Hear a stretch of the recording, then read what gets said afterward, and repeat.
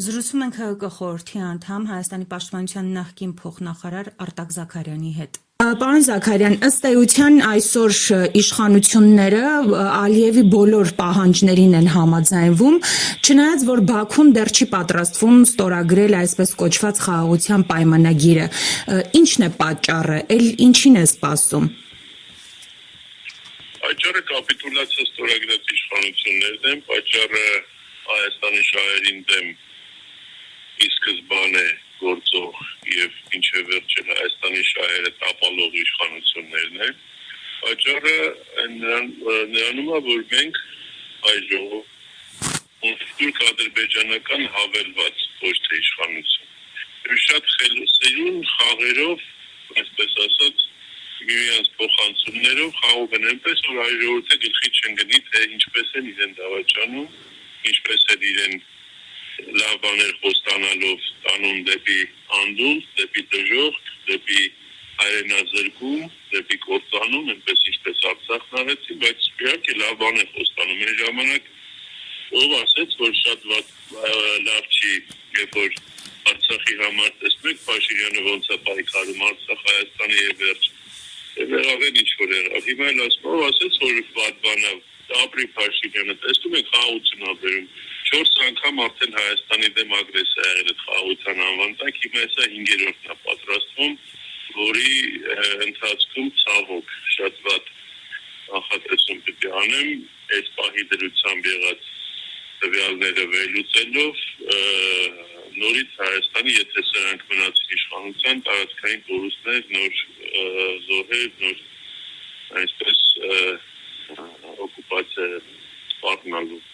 Իսկ ինչ անում Նիկոլը, ինչ նշանակում ես բանակին հանձնարարել եմ, որ բան չանեմ։ Դեռ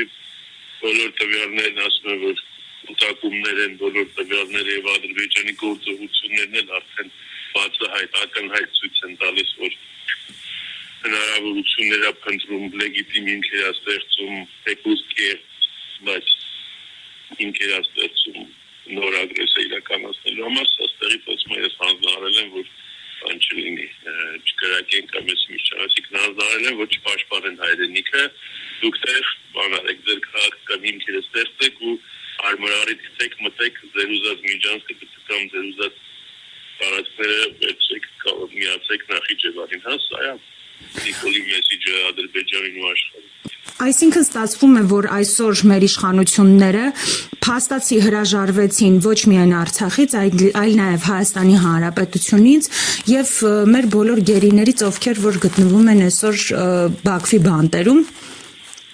Այո, ձեր իշխանությունները, ինչպես դուք ասացիք, ձեր իշխանությունները փաստացի հրաժարվել են, ուրացել են Արցախը։ Ժողովրդի իշխանությունները, մերը չէ, պարոն Զաքարյան։ Դե հիմա ինչ որ մեկին նա չէ, ինչ որ մեկի հաշվին մինչև այսօր մնում է։ Ժողովրդի հաշվին, ժողովրդի վզին նստած եկել են իշխանության, հեծնելով ժողովրդին, հիմա էլ այդ նույն ժողովրդին ենթարկել են ամենամեծ խայտառակության, կորուստների ու արնահոսության։ Պարոն Զաքարյան, ինչ քայլերով հնարավոր է կանխել։ Այսօր նաև ընդդիմությանը մեղադրանք կա, որ պետք է ինչ-որ մի բան անեն, ինչ-որ մի գործընթաց սկսեն։